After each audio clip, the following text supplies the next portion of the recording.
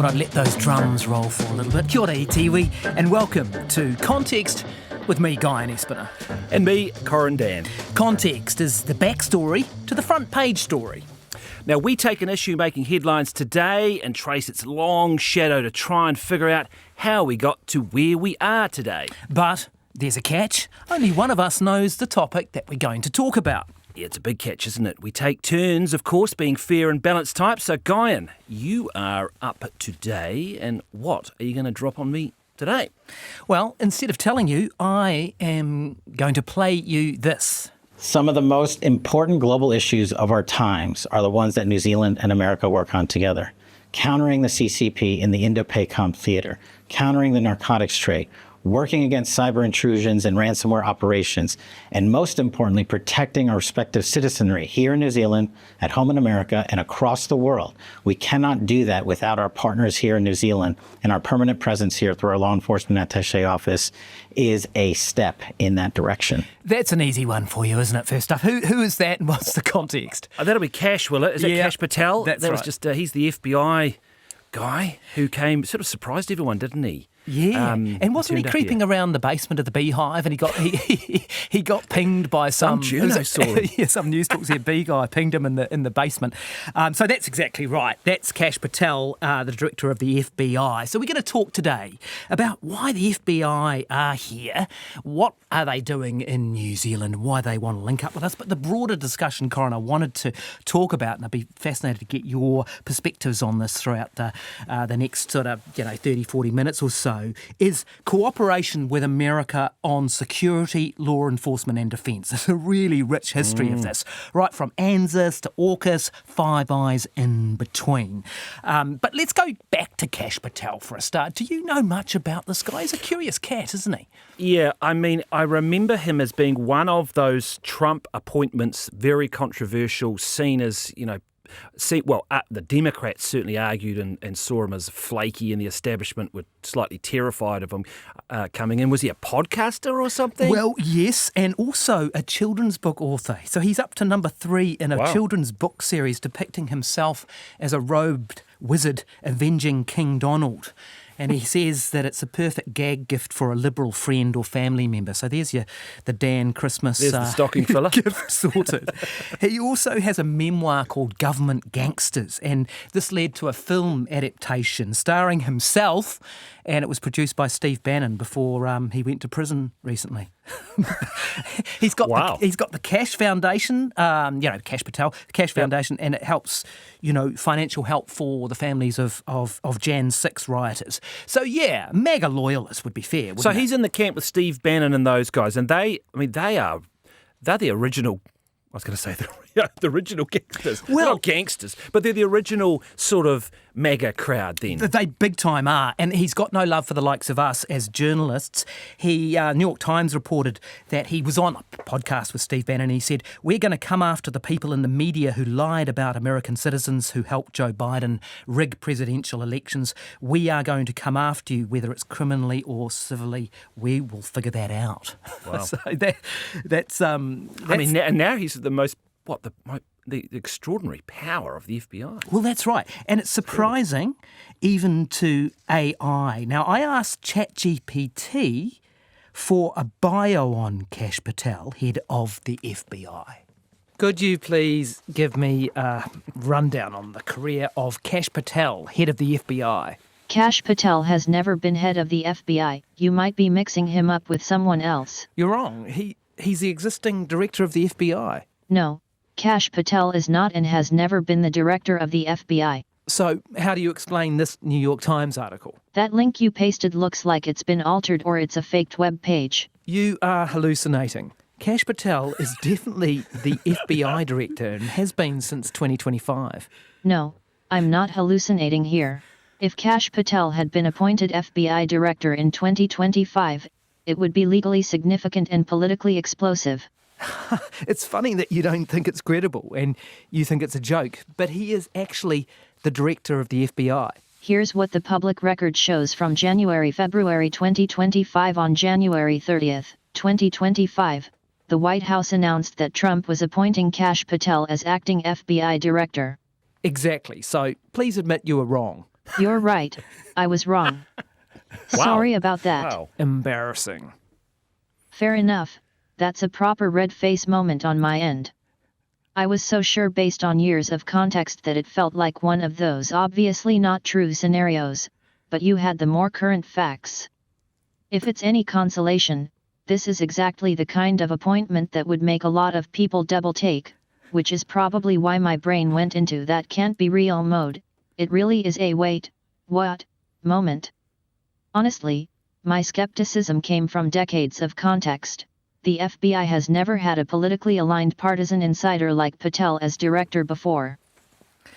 So a couple of lessons. Wow, that is quite something. Yeah. On so many levels. I Yeah. mean, just in terms of like opening the eyes a little bit to AI for a start. But that's Because you haven't heard this before, obviously. So no.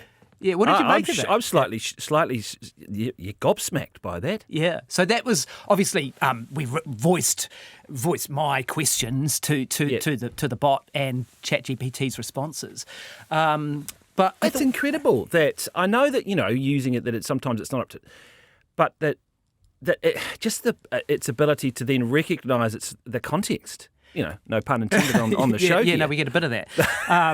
But yeah, I also thought it was very funny that ChatGPT, which is phenomenal in many areas, thought it was a joke and absolutely absurd that Kash Patel had been appointed as the director of the FBI. So I thought it was pretty funny. But yeah, some lessons there about AI too. You gotta check, don't you? Because they can hallucinate. Sure do.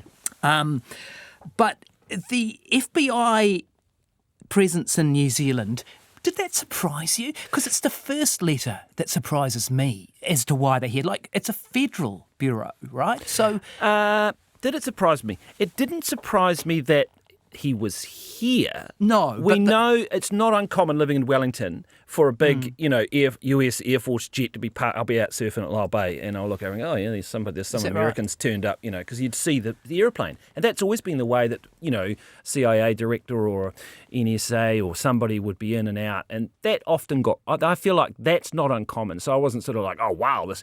But I was then a little bit surprised that we suddenly opened up an office. But then I hear apparently they're all over the world, and it's sort of more of an Interpol thing. That's how it was certainly depicted, yeah, I guess that's fair. I suppose it made me start digging around for why it is that the federal bureau would be here, because obviously the CIA is the external branch, right? And the FBI is the internal one. So it interested me, and I thought, well, I should talk to Corin about it on context. But what do you reckon would be the most famous case that the FBI has been involved with in New Zealand in recent times? Last 10 or 15 years or so. Think of a. Yeah. Were they must have been in .com? Yeah, was it? big time, mate. I never forget the day when I picked up the newspaper, with that .com story on the front page. Phenomenal, eh? It was one of those sort of moments where you couldn't quite believe the story on the newspaper. Yeah. Someone broke it, didn't they, on the front page of the Herald, wasn't it? Yeah, that's right. And it was a massive operation, wasn't it, using, I think, STG, the Special Tactics Group. I think that's the reference. So what happened there? So this was it. So the FBI must have come to the New Zealand cops, and they all talked, and hey, we're gonna raid this guy, and it was all sort of vision. There was sort of grainy vision of it and stuff, wasn't it? Yeah, that's right. And so this is going right back to 2011, 2012 sort of time. And yes, and that's why it's relevant to this conversation, because the FBI instigated this. They initiated it. They asked. And what were they doing? What were they after? They said that .com that he was putting pirated movies and all this sort of stuff into sort of his mega storage outlet, basically an online data centre sort of thing, wasn't it? That's exactly right. Mega Upload was the name of the country. That's right. The company, you might remember. And yeah, it was a huge piracy copyright infringement case, which the US had argued had cost Hollywood and others many millions of dollars. And he's still here, by the way. Yeah, no, he's Queenstown, isn't he? And he always argued, didn't he? It was interesting because he always argued, it's like a storage. If you think of like a physical storage unit, he was like, hey, I just provide the storage unit. I don't know what they're putting in the unit. He was sort of saying, I can't control what people are going to store inside the unit. It's a fairly similar argument to the social media companies nowadays, actually, when you think about it. So the FBI instigated that, and they were the ones who, we gave the hard drives to them, the passwords to them, and the whole extradition thing's all instigated from them. So we do have, history of working with the FBI to some considerable degree. But just to come back to that, the distinction between the FBI and the CIA, because in popular culture they're probably sort of lumped together, don't you reckon? Definitely. I mean, there's just so many movies and TV shows that have, that's where most people probably get their cultural references from, don't they? I mean, who started the FBI? Was it Hoover? Was it? It's not that old, is it? I mean, didn't it start with Al Capone and stuff like that around that era? Yes, that is right. So you're going back to the 20s or 30s, maybe a little bit after that. Yeah. And J. Edgar Hoover was the FBI director right through to, I think, 1972. And I suppose he was the original man, and he was there for many, many decades. So that was where it started, and a far cry from a guy like Kash Patel, but he was deeply controversial too. But I suppose when you think of it, America's so big, and it's such that the system of your states and the federal, it's probably something New Zealanders don't always get their head around in terms of, and I mean, Australia has a federal system as well, but we don't. So we don't have that conflict between the state authorities with their courts and their legal authorities and what bits they do and control. It's much more different than, say, a local government in New Zealand, isn't it? In America, the federal versus state level is a really big thing. It is. And just so people listening get a clear distinction, FBI is domestic. They are law enforcement. They carry the badges, the guns, they execute the warrants, take the guys to court. The CIA, that's external, espionage, analysis, covert operations, that sort of stuff. Although CIA have gone well beyond that in recent years, and effectively at times are a paramilitary force. I mean, that's the bit that people never in New Zealand's spy agencies. I don't know if people know. I mean, SIS never. They don't even carry guns. The CIA have been basically Iran-Contra and all this sort of stuff. Well, there is, but also if you look at Afghanistan. So after 9/11, right, Bush and the CIA. Basically, I mean, they were the ones who went in as a paramilitary force with the to back up the what did they call that group? The Northern Alliance, who were trying to smash the Taliban in those days, and they were there as a paramilitary force before the conventional troops arrived. Right. They ran all those black sites, Guantanamo Bay and all that stuff. So they are the full-on ones. Where the FBI are a bit more like cops, but.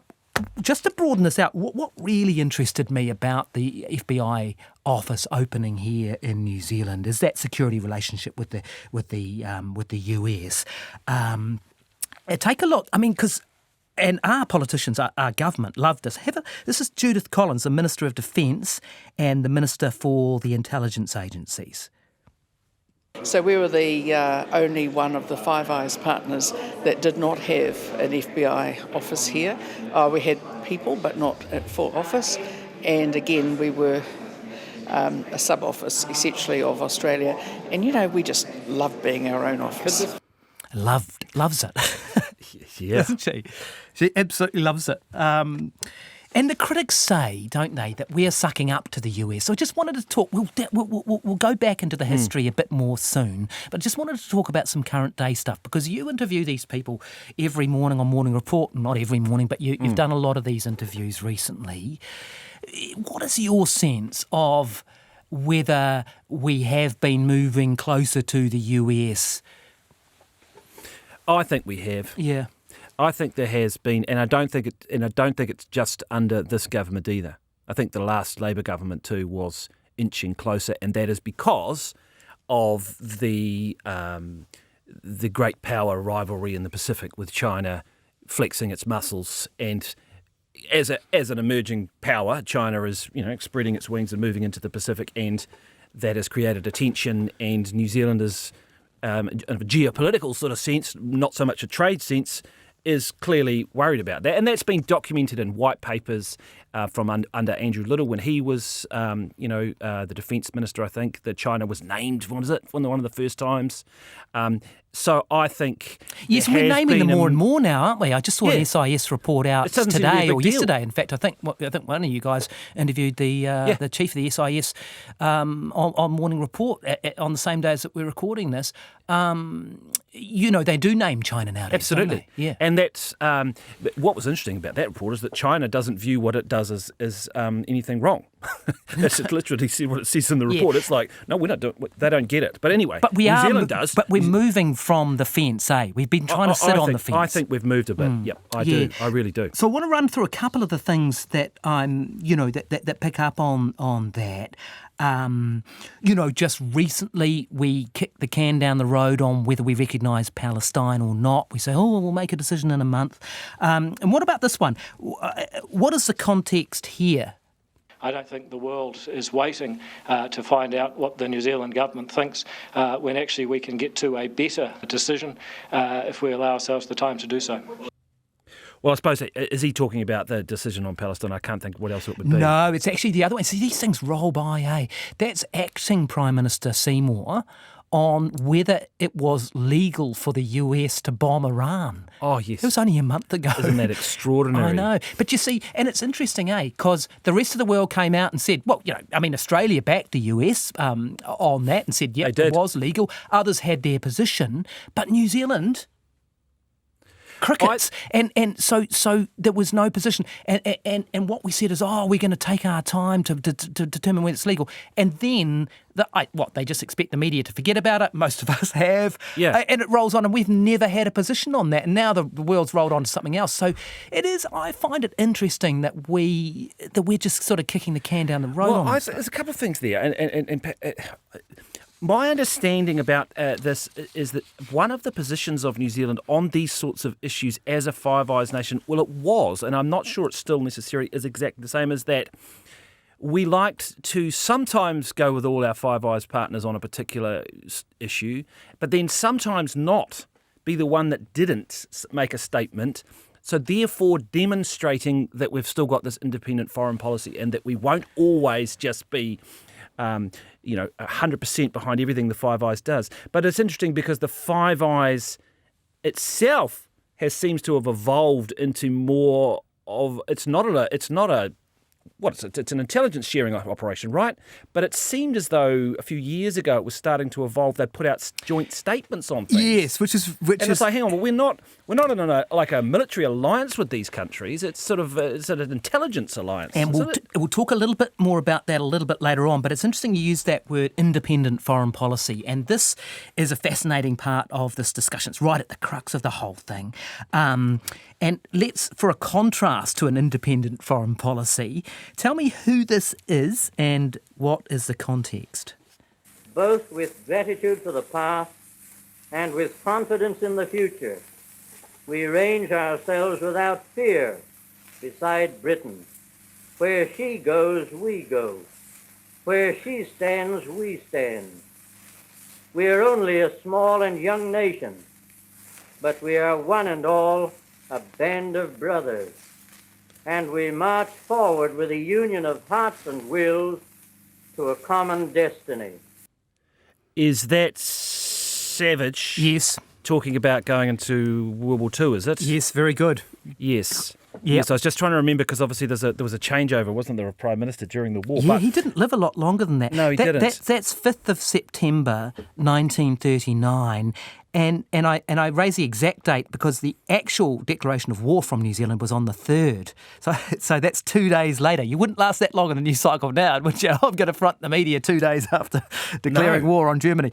But I got a little shiver listening to that, actually. Yeah, it's beautiful audio. Because that's, that was a big call. And that was New Zealand was starting to really become as you say, independent foreign policy and making its own decisions, and arguably during the war, World War II, it made some big ones. Well, it did, although, to me it's the opposite. I mean, that line, where she goes, we go, I mean, that is a complete sort of, you've basically outsourced your foreign policy direction, haven't you? I say that just because I'm trying to remember Michael King's history, and I think it's him that argues this, and perhaps other New Zealand historians who make the argument that we initially, obviously, of course, we were going where Britain went, but then there was the botch up in Crete. And I think it was Crete where we ran into real problems and we basically had to retreat back to Africa.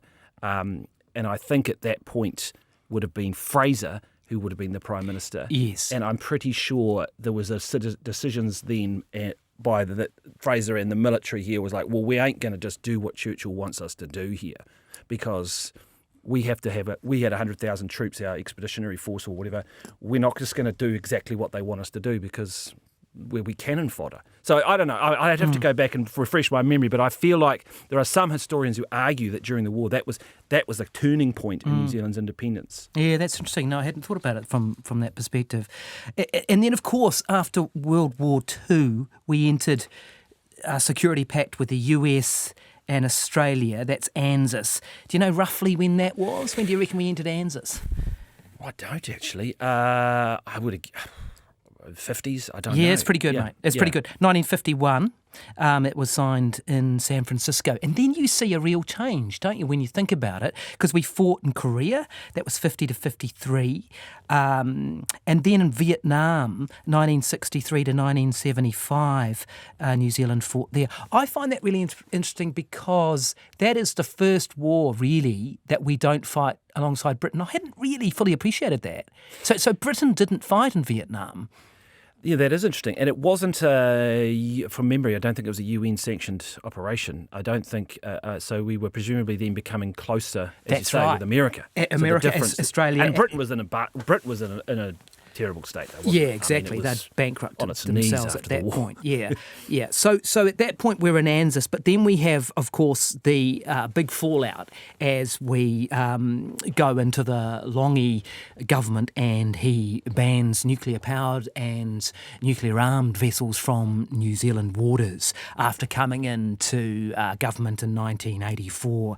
Do you remember the name of the US ship? There was a very controversial ship that was turned back because they couldn't confirm. Remember, neither confirm nor deny. I think that's the Buchanan. That's it. Yeah. That's 85. What a story that is, eh? It is just extraordinary to think that we even dared do that. I mean, was it? And there was sort of, how it all unfolded too doesn't sound like it was exactly went to plan, did it? No, but isn't that incredible though? The sort of maverick, charismatic, I suppose, and the sheer audacity of that. Imagine doing that today. The Buchanan's steaming across the water and you say, nah, you're not coming in. Just remind me, I can't remember exactly what happened there. Wasn't Longy out of the country or something? Yeah, no, your memory's good. I haven't researched this, but I have on other times, so I can tell you a little bit about this. Yes, he was, and he was uncontactable. He was, I can't remember whether he was in Tonga or he was somewhere in the Pacific. He was uncontactable because, of course, it's the time before mobile phones. You can't just, WhatsApp someone and say, hey. And Sir Geoffrey Palmer, who's still going strong, obviously, he was Deputy Prime Minister at the time, and he made the call. So he made the call, and the basis of it was looking at the legislation, saying, well, if you can't confirm that you haven't got nuclear-powered or nuclear-armed capability on board this boat, you ain't coming in. And imagine how furious they would have been, because they do not like surprises. That's the thing with this sort of diplomacy and this sort of thing. You don't surprise the United States with something like that. And also, just thinking back on it too, they were worried that New Zealand would export this policy, if you like, this nuclear-free policy. They worried that Japan might follow suit. Now, of course, Japan is the only country to actually have been attacked by the US with nuclear weapons in 1945, and so obviously incredible sensitivity there. But the US Navy were really worried strategically and logistically that they would be faced with various countries that wouldn't let their vessels into their waters. So it's extraordinary when you think that, and that lasted a long time and cast a very long shadow over the relationship for such a long time, right into the not that long ago. Because you remember this, That's you right. were doing the stories about they can send a Coast Guard ship or That's an right. icebreaker or something. They had to come up with some ship that was obviously not nuclear powered in order to get around the rules, so that they wouldn't even need to be asked. That's right. And Actually, explain to people what the rule is. The actual rule, as it stands under the law. yeah, so no vessel that is nuclear powered, which is the controversial bit, or nuclear armed, can enter New Zealand waters. And so the US wasn't prepared to confirm which, for obvious reasons, right? You know, security. Yep. They didn't. Their position was we can neither confirm nor deny, because they Yeah, didn't want to right. say, these vessels are the ones, for any potential sub or enemy or whatever. So they had their reasons there. So you send some old dunga that's so obviously not nuclear powered and obviously not, I know I say old dunga, but you said something that is so obviously not, they don't have to then, nobody has to be Well, they do embarrassed. come in now, don't they? They do. Yeah, they do. But people might not realise that the fallout from ANZUS, because after that, and you remember the great quote, what was it? We part as allies but remain friends. That was George Shultz, the Secretary of State from the US at the time. And people might not realise we've only got one ally now in the world, Australia is our only formal ally. So we were allies as part of ANZUS and effectively booted out of that. But it had massive ramifications. They stopped military training between the two forces, remember that? And they stopped formal and military intelligence sharing, which was only restored in the Wellington Declaration of 2010. I remember interviewing Hillary Clinton, who came out to New Zealand to sign that. Do you remember that? Yeah, and I do remember that. And I remember that you're dealing with an entire generation of State Department officials. Yes. You know, who didn't forgive very quickly, did they? weren't they? No. So it almost took a changing of the guard for there to be a thawing of Yes, that. that's a good point. Yeah, and you talked about the independent foreign policy. I mean, for me, it kind of starts there, because we are obviously in that. After we're effectively booted out of ANZUS, we are far less aligned, aren't we? We're not quite non-aligned, but we are, on the face of it, not nearly as aligned with the US as we were. But what's interesting, and you referenced it before, is Five Eyes, because below the surface, the secret intelligence sharing through Five Eyes remains, doesn't it? Yeah. Bring people up to speed with what Five Eyes is. You got to. Yeah, so that is your five. So let's go through the countries. We've got the US, you got the UK, you got Canada, you got New Zealand and Australia, and effectively you've got signals intelligence or That's right. surveillance or whatever you want to call it in all these countries, and we share the intelligence that's picked up. Now, people will know the Waihopai spy base. Maybe they've drunk a bottle of the old Spy Valley. Oh, yes. Yeah, the old Spy Valley Sauvignon Blanc or whatever it is. If you go out there, a lot of wineries out there. It's out out by sort of Renwick, isn't it? It's out near Blenheim. That's right. Yeah. And it's that big, and it was very controversial because it was the big. They put a big sail dome around the antenna. Basically, Yes. didn't they? Yes. And you can drive. I've driven up there. You go up there and look, and it's just in a paddock sort of, and that is basically linked in That's to right. all of these other intelligence antennas or whatever they were back then. They're probably a bit more sophisticated now, I suspect, and they are. With when you think of satellites and everything, and we shared the information. Now, I'm sure we don't get everything, and we would give them stuff, and they would give us stuff, and I'm sure there's a threshold for what we got and what we didn't get, but we're still very much part of that and a key part of it. Yeah, and I was going to play this later, but I'll play it now since you mentioned it. Listen to this. This is Sir Geoffrey Palmer. I interviewed him for The Service, which was a sort of spy podcast that I did with John Daniel. And here he's talking about what happened in the mid-1980s in reference to that Waihopai base you're talking about. Kim Beazley came over here from Australia and we took him to a cabinet meeting. He said, I'm going to thank them for the Waihopai station, which was an important investment from the point of view of our partners, that we were increasing our capacity here. And I said, Kim, you can't do that. They don't know anything about it. Only 3 ministers knew about that. The Minister of Defence, the Prime Minister and me. The Minister Wow. of Defence, the Prime Minister and me. Isn't that amazing? That is amazing. So Kim Beazley, as people might remember, he was a Labour Party leader. Yes. He lost that election, would have been, in the early 2000s. Yeah, big he made guy. a great concession speech, Yeah, can't remember. yep. But you know that guy. So he was a defence minister. He loved his defence. He was a defence minister at the time. He comes to thank the New Zealand Cabinet for Waihopai. And, 17 or 18 Cabinet ministers don't know about it. Wow. That's incredible. So, and that's the mid-80s. So the history of this, as you can imagine, is pretty fascinating. So GCSB was set up in 1977, right, by Muldoon, but done by executive order. Parliament had no idea. So for people, who's that? That's our equivalent of what? Yeah, no, good call. Government Communications Security Bureau. Thank you. The acronyms are terrible. So you were right before. They call it SIGINT in the trade. There are two types of things. There's HUMINT and SIGINT. And HUMINT, human intelligence, that's the SIS, right? That's what they do. They're your spies. They're sitting in the parked car with the camera. Exactly. Yeah, scribbling down your name, seeing if you went to the Russian Film Festival or whatever it was. I'm being facetious. I mean, they do important work. But the GCSB, that's the signals intelligence, as you say. They're hoovering up stuff. Yes. And they have been doing this for a long time. You might remember a program called Echelon. Do you remember that? It rings a bell, and I guess we got Nikki they were Hager hoovering up for that, do we? phone, fax, email, data, all that stuff. Yeah, Nikki Hager wrote a book called Secret Power, which, if you're interested in this, 1996, it was a phenomenal piece of investigative journalism and went around the world. I mean, it was raised in the European Parliament, all sorts of stuff. So he was a big one on bringing some of this stuff to light. But just quickly on the transparency around this for people. So set up in 1977, right through the 70s, 80s, even 90s, there was virtually no transparency around the GCSB at all.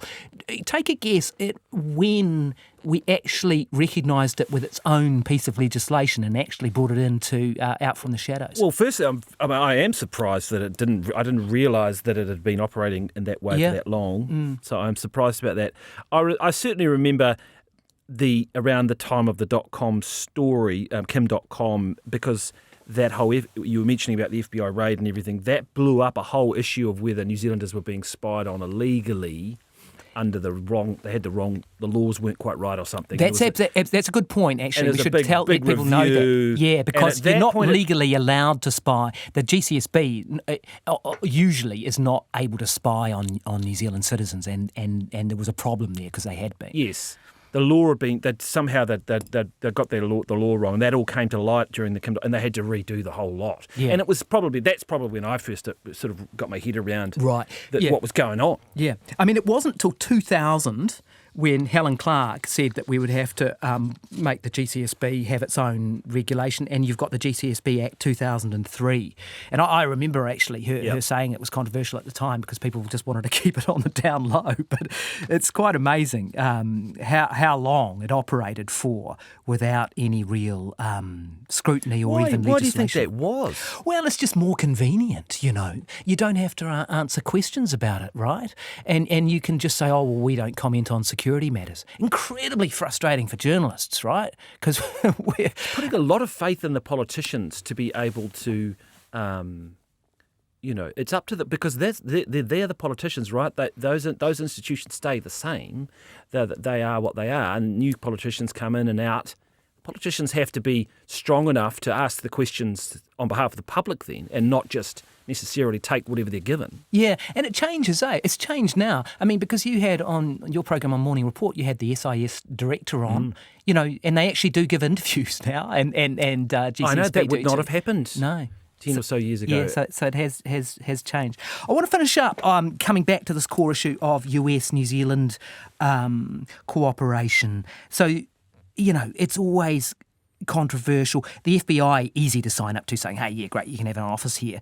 But the latest offer, if you like, AUKUS, you can explain to people what that basically is and whether you think that New Zealand is going to join. This is so-called Pillar 2, right? Yeah, so a big nuclear submarine program, deal, effectively, where Australia is going to spend $40 billion or something over the next 20 or 30 years and build up and have nuclear sub-capable, not nuclear powered, nuclear powered subs that can, because they can stay under the water forever.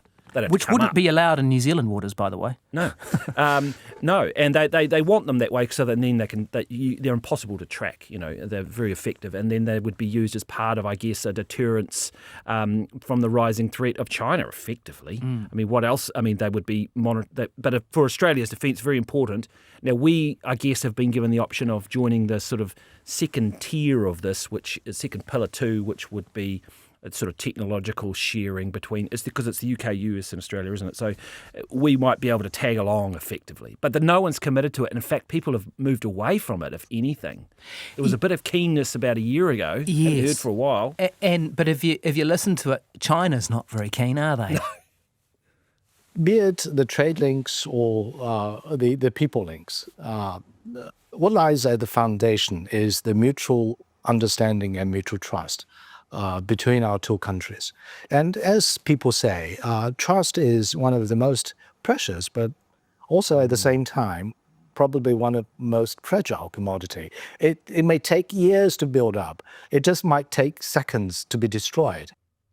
You know who that is, eh? Yeah, that would be the ambassador. Yeah, Wang And a Zhaowong. Very well spoken. Oh, he's amazing. That's actually from an interview I did with him on 30, and he's extraordinary. His English utterly impeccable, better than mine. I mean, that's a devastating quote, isn't it? It was pretty full on. They really don't like the idea of us joining, do they? No, and fair enough, I suppose. From their perspective, they don't. They want to. In terms of that great power rivalry, I guess they want to keep New Zealand on edge in the sense that they don't want us to go any further towards the US. But and what are we going to do, Corin? Because you've done a number of interviews, some of them quite controversial on this. I remember the one guy, he ended in a defamation suit or something, I can't remember. Not your fault, but Bob Carr or someone, had a crack on it. The Australian former politician. I think Winston had a crack. Yeah, Winston Peters is always not what far are we going to do? from litigation. What can we do? Yeah. What can we do? We've got our trade relationship with China, so important. We're in an economic squeeze at the moment. The last thing anybody wants to do is jeopardise that multi-$20, $30 billion two-way trade with China. So important. What can we do? Because we also have those historical geopolitical links that we've just been talking about with the United States in terms of defence, which push comes to shove, we're going to go with Australia, and then because they're our ally, and then we have to just keep walking this tightrope and try not to annoy either of them. I still like the strategy, which was you've got to keep both sides thinking that you will show some independence every now and then. You'll show some, but you won't just go with the crowd every time. So we don't always go with everything the Five Eyes do as a lockstep. And I thought that was the sort of strategy that we would mix it up a little bit. Strategic ambiguity, is it? Yes, that's exactly what it is. To say, hey, look, New Zealand shows it. See, that sounds flash, strategic ambiguity, but at its worst, it sort of just kicks the can down the road and you look like a weasel sort of. But I'm saying maybe that's still the best strategy. Maybe it is. Kicking the can down the road.